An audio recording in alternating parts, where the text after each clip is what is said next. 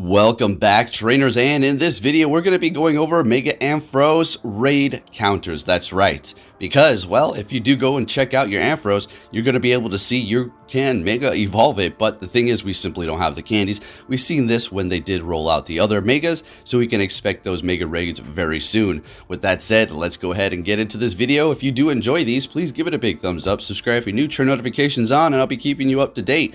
Now take a look at Pokemoners for the stats of the Mega Ampharos. We've already been over this.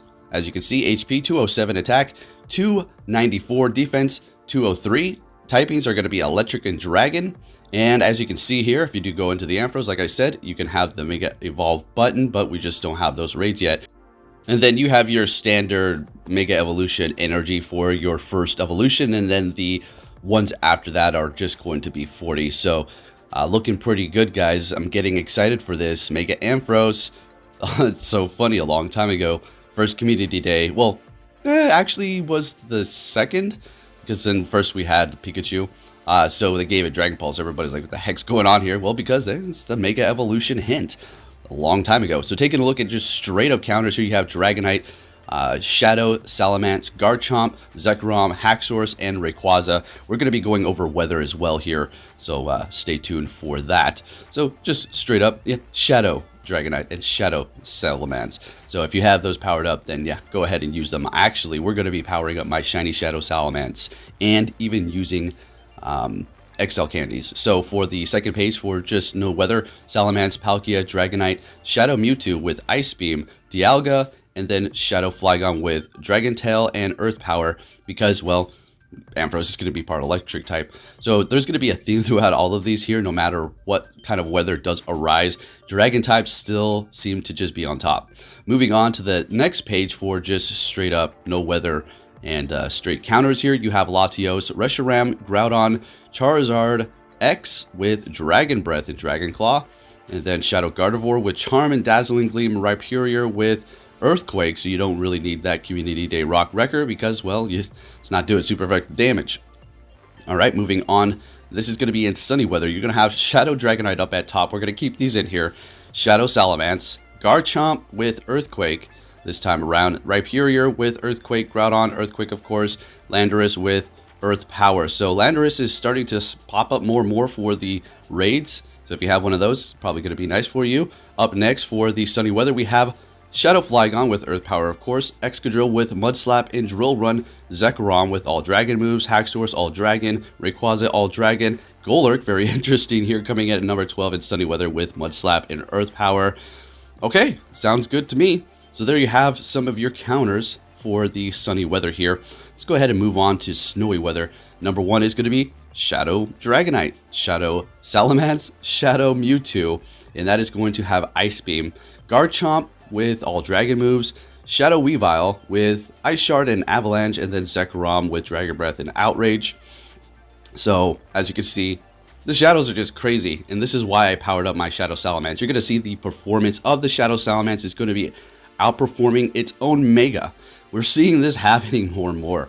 Moving on for snowy weather, we have Mega Abomasnow finally showing up here.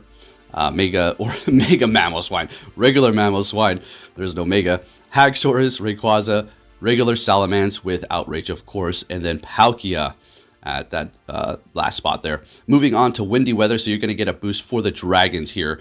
Of course, you're going to have, you know, Shadow Dragonite, Shadow Salamence, but their time is going to be incredible here. And you know what we're going to look at? Level 50s, just for the heck of it, just in a minute here. So windy weather, we have Shadow Dragonite, Shadow Salamence, Zekrom, Garchomp, Haxorus, and Rayquaza, of course, and you already know dragons are just going to be doing that much more damage because of windy weather boost. Moving it on to the next page, regular Salamence, of course, with Outrage, Palkia, with Dragon Tail and Draco Meteor, if you're wondering, if you're just kind of listening to the audio and not looking here, Dialga, Dragonite, Reshiram, and Charizard X again with Dragon Breath and Dragon Claw. It is going to be getting stabbed there because it is going to be part Dragon type, so very nice. But you got to remember, you're also going to be taking super effective from dragon moves with that Charizard. Moving on for Windy Weather, we have Shadow Flygon, but this time with Dragon Tail and Dragon Claw because of the Windy Weather boost. Latios with Dragon Breath and Dragon Claw. Mewtwo with Psy Strike and Psycho Cut because of the Windy Weather boost on the Psychic moves. Latias, Dragon Breath and Outrage. Giratina Origin, Dragon Tail, Dragon Pulse, Kyurem, Dragon Breath, and Dragon Claw. So there you have your top dragon type attackers in Windy Weather. That's going to be pretty nice. I don't know 100% if you're going to be able to duo this. You might be able to, but moving on into 50 here. So this is all level 50 Pokemon. I know nobody has this, maybe one or two, a couple of these, but not a full team. But Salamence is going to take that #1 spot. Then we have Shadow Salamence, I should say. Shadow Dragonite, Garchomp, Haxorus, Rayquaza, Zekrom. So their times are obviously going to be incredible, and nobody's, like I said, going to have a team of full level 50 Pokemon for another, I can't give a time, but for a while. Maybe there's a few people out there that had some sort of extreme amount of candies for Dragonite just because you were able to get those since day one. And they had a nest, they just hatched a bunch, all that crazy stuff. Maybe they can have a couple, maybe 3. That would be pretty just intense. But yeah, anyways, moving on here. Then we have regular Salamences, level 50 still, Palkia, regular Dragonite, Dialga, Reshiram, and then Shadow Flygon with Dragon Tail and Dragon Claw. So I think, nobody's going to have a level 50 legendary. Maybe Kyurem. Maybe a Kyurem raid right now. You could have had the level 50 one of those. I know a lot of people do have level 50 Meltans, or should I say Melmetals, because you can continuously open the box, but it's going to cost a lot of money. So let's take a look. How good is Mega Ampharos? Well, taking a look at the top dragon type attackers, it's simply not going to be able to do that because it does not have a dragon quick move, so it's not going to be there. It does have Dragon Pulse, it will get staff from that. It could potentially help you out. But we already know you can't just go into Go Battle League with a Mega Evolution quite yet. So going up against raids as a pure Dragon type attacker, as Ampharos, is not going to really do much for you.